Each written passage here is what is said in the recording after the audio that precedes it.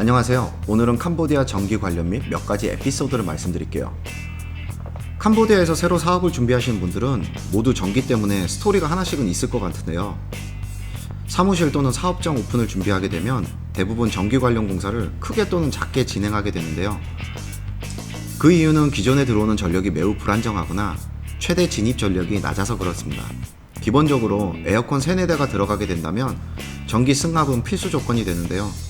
일반적으로 3상으로 승합을 진행하게 되는데요. 보통 두 가지 방식으로 진행을 합니다. EDC 캄보디아 전력청 산하 전력공급업체에게 직접 문의하는 방식이 있고, 전기 설비 공사가 가능한 일반 업체에 문의하여 시공하는 방법인데요. 일반 업체에 문의할 경우 상담 후 견적을 받아서 바로 진행하면 되는데, 물론 비용은 좀 높지만 빠른 스케줄로 진행이 가능한데요.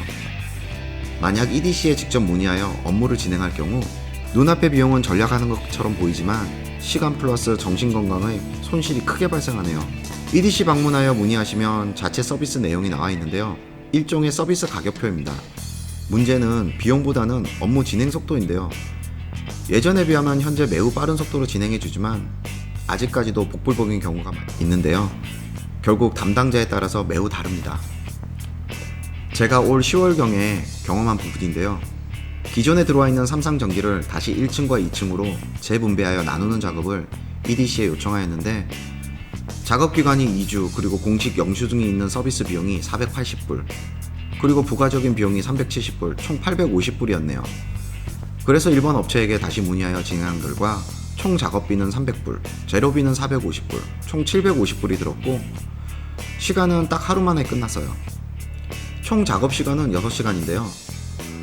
이러한 제 개인적인 정보가 일반화의 오류가 될 수 있지만 전기 관련 사항을 진행할 경우 꼭 일반 업체에게도 문의하여 견적을 받아서 비교해보는 것을 추천드립니다.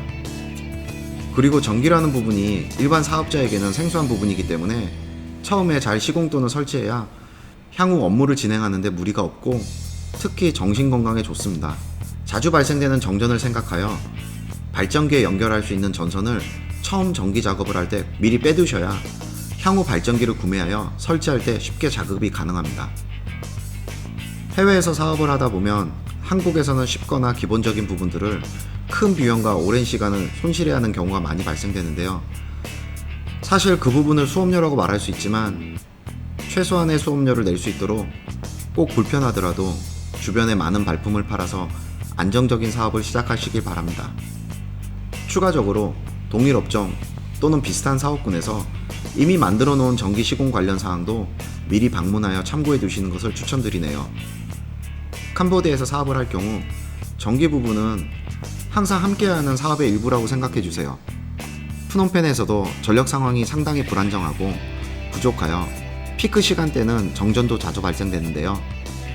그래서 안정적인 사업장 운영을 위해서 발전기를 구비하는 비율이 높습니다. 다음에는 발전기 관련 사항으로 찾아뵙겠습니다.